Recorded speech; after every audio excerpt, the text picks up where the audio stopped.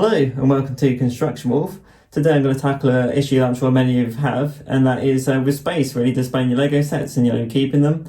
I'm sure like many Lego fans like myself, it's an issue where you build lots of nice sets, as you've probably seen I have on my own videos, and then you just haven't got anywhere to put them over time. So I know you can like maybe dot a few around the house, etc. But that's only a finite space. I know some people have used shelves as a potential option, but that's not really an option for me because I can't put big shelving downstairs. We just can't really do that, with people coming again, etc.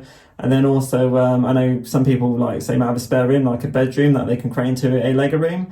Again, we haven't got that here, so not an option for me. So I've had to come to, a sort of solution, and I think I found one, which is just up here. So we've got the loft up there. Unfortunately, it's not really in a condition to use at the moment. Let's go and take a look. We haven't got a ladder at present, so I'm just stood on a chair with my phone and a torch trying to have a look up here. And here, we can see here that there's not really much up here. It's just a load of the insulation and then the wooden beams and the wall. There's the roof there with the lining on top of it. You just see a lot of insulation. You can't even see the wooden joist exposed, so nowhere to sort of safely put anything up for storage. And that's quite a big lump of insulation there. So as you can see, that loft area is not suitable for putting anything up at the moment, really. It's, totally full of, the sort of insulation. And then also it's quite dark and just not too nice at that time. So what I did was I had to decide, should we get a full loft room conversion? But looking at the prices, that was just totally unaffordable. It was tens of thousands of pounds. And also you've got to consider the impact if you're creating a whole other room. Then you might have an implication of a council tax we have in the UK that might rise. So that would be a whole other extra cost. So we didn't want to go down that route.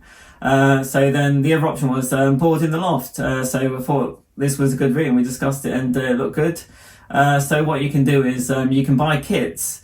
And then you can just do it yourself, or you can get tradesmen in. And I eventually decided on the LoftZone system, which we'll discuss in a moment. So I went and looked which tradesmen installed this LoftZone system, and you can go on websites in the UK such as checkertrade.com, trustedtrader.com, and witchtraders.com. And they all have reviews of tradesmen in your area, and then you can look and see who you might think might do a reasonable job, hopefully, and then go and contact them for a quote. So that's what we did, and then they sent a surveyor around, and then they survey your loft to see if it's suitable for the system and provide the quote. And I will say this is very important now, so please take this on board. You need really a surveyor to assess your weight loading capacity, because you want to then know how much you can put on your loft. And then not, say put loads in your loft and cause, damage, and you could potentially get cracks in your ceiling, or you don't want it falling through if you really overload it. So please, anyone that's thinking of doing this and, inspired by this video, get a surveyor in to, assess your house, because it could be different to say this house. I'm not going to quote any figures that we got, but you don't want to damage your house, putting loads of Lego and other bits up there. So please get a quote from a surveyor so you know where you're at, even if you do the work yourself. So anyway, got this surveyor in, was happy with all the quote. So we got the tradesman sent in, and the benefit of that was they sent two, workmen in to do the work. They, did a really good job. They worked really hard. Got it all done with a day, whereas if I did it myself, it might have taken, quite a bit of time. And then also they clean up all after themselves as well. And they're just used to doing these jobs. They do a really good finish. So we'll have a look at the final version in a moment, but let's just talk about some of the work that went on. So while the work was undertaken, I like to poke my head in every now and then just to see how the progress was. Also, I thought it was interesting to show you sort of behind the scenes before everything gets sealed off by the boards. So this is the LoftZone system I discussed earlier that we've had installed. So basically what it is you get these big solid, sort of plastic loft legs, and they get drilled onto the joists where you see the wooden joist here, and they get dotted frequently across.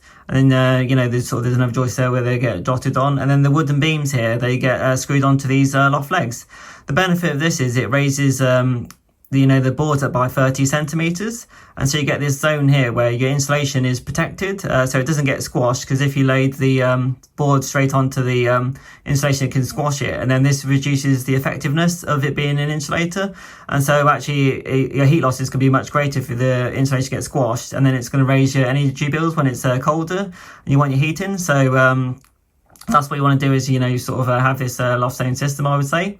And then also another benefit is, you'll see here, it creates this air gap as well, because in the winter it can get quite cold in your loft, as it's it's not heated up there, so the boards can be quite cold, and then if it touches the insulator, which is can be warm, then you can get condensation form where the cold meets the hot, and then basically you can get sort of dampness form, which you don't want to have happen.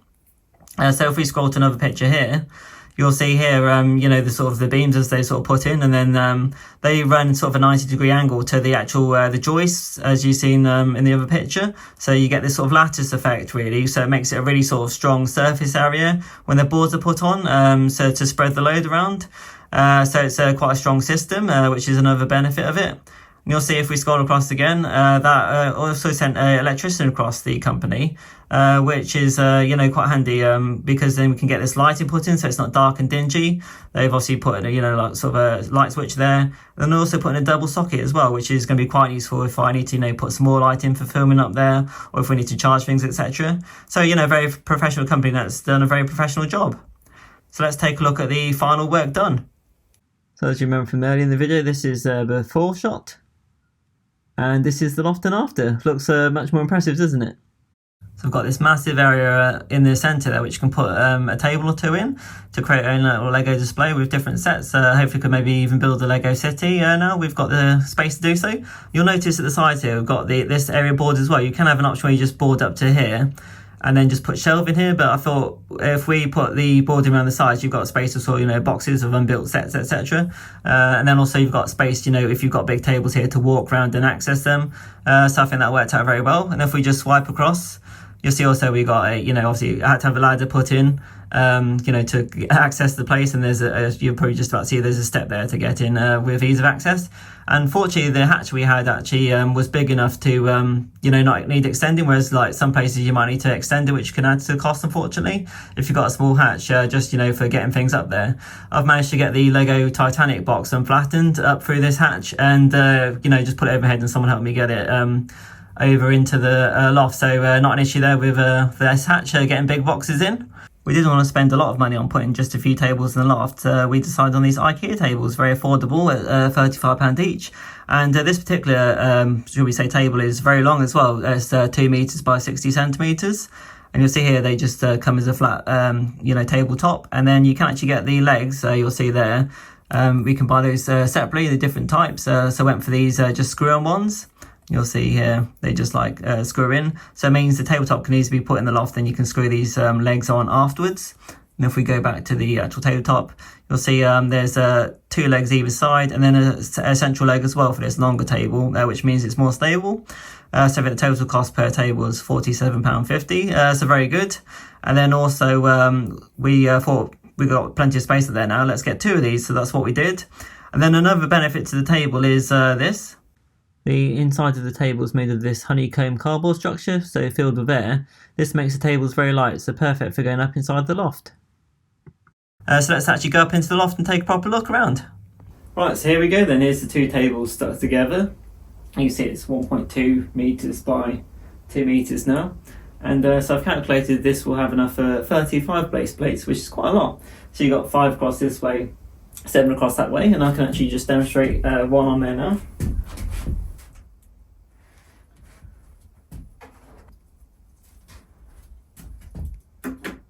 So you might remember the lighthouse we built with the wolf, so here it is here, that's 1 base plate size, 32 by 32 studs, and you can see here the amount of space we've got here, that you can fit 35, so we can build something quite impressive here. I just might even turn the light on while we're up here. There you go, looks good, doesn't it? I quite like seeing it in the dark as well. Look at the lighthouse going around there, it's quite cool, isn't it? So a few problems you might have just boarding the loft instead of creating a full room conversion is, firstly, it can be cold in here in winter. It's not too bad at the moment, it's sort of 0 degrees Celsius outside, so I'm not going to be up here all the time, building stuff. I'll take, sort of base plates down that can add to them, at the desk, and then bring them back up. So it's not too bad, just rearrange things, do a bit of filming.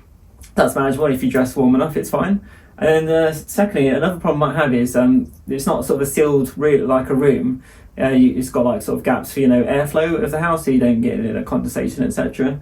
And one of the problems with that is you can get sort of dust particles come in here on the loft, And also you can get things like, I've noticed, like sort of plant seeds, etc. So you don't want that all come in and sort of mess up your nice sets. So what I've done is I've bought this sort of cloth, which is a sort of decorator's cloth, for covering furniture. When like painting and stuff's going on, and I can put this over the table, and then I'll, hopefully keep all this sort of muck that's coming in, through the air gaps, getting onto my Lego sets here. The only issue with this is it's a bit heavier. I didn't realise what it was like before I bought it. So, sort of if you lay it over these sets, things like arrows might have to take off, or potentially I can, get plastic sheeting later down the line. I'll have to see, how things go and just work things as I go along. So hopefully you think this concept is quite interesting, and we can get some, good results in the future. You can build a Lego city, so it should be quite fun if you subscribe to the channel, which is free to do. It's basically just following. You can follow how I get on with this project, and then also can change up every now and then if wanted. Like, just clear the Lego city stuff off, and then maybe, create like a medieval sort of setting with castles, maybe an Ninjago type thing one day, or maybe even a winter village, around Christmas time. That'd be quite cool, create a little winter village up here if we've got plenty of space. So let me know in the comments what you think, and what maybe sort of storage solutions you have, for your Lego sets as you build them. And then hopefully you could like and subscribe, because that'd be much appreciated. And we'll see you again next time. Bye.